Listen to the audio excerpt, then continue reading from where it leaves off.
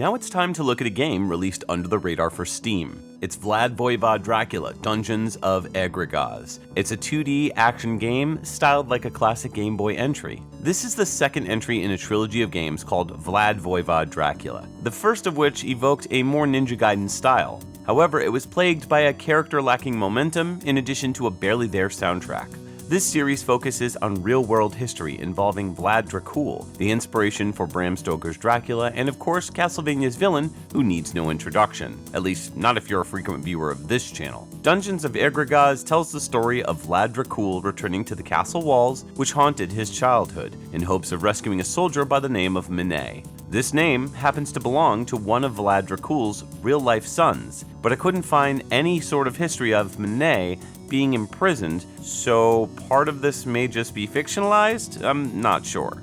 Anyways, getting into the game itself, there's only 3 stages available, each one unlocked after finishing the previous one. The locations are all the same for the most part, with each new stage adding a more complex layout to traverse. Disappearing platforms, pits, spikes, and more align each new walkway. Rooms bleed into each other, so it feels a bit like the Sega Master System Ninja Gaiden game, where you walk into a room and it immediately puts you into it instead of having the next room scroll over. There's also a bit of Mario at the end of each stage, where you're given the "princess is in another castle" response from the person you're attempting to rescue. I thought the level designs worked well enough, and while each stage gave me a pretty good challenge, the game was over before it really began. This ultimately felt less like a complete game and more like a demo of a game, which is a shame because I really dug the Game Boy aesthetic, chunky sprites, brutal yet repetitive self-impaling of the enemies once defeated, and just overall enjoyed the Castlevania vibe.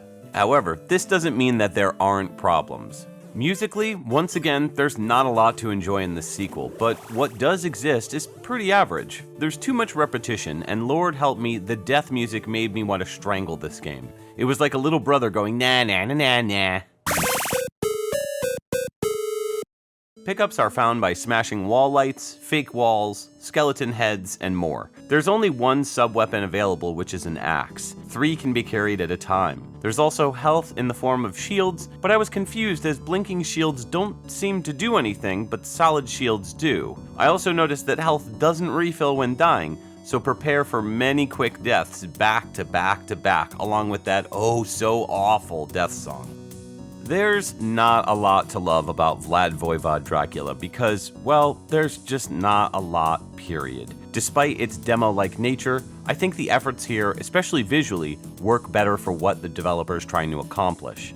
I found Vlad controls better with the analog, whereas the D-pad motions felt a little sticky at points. There's also no duck attack, despite a ducking option being present. The thing that stands out the most here is the level design and the action itself.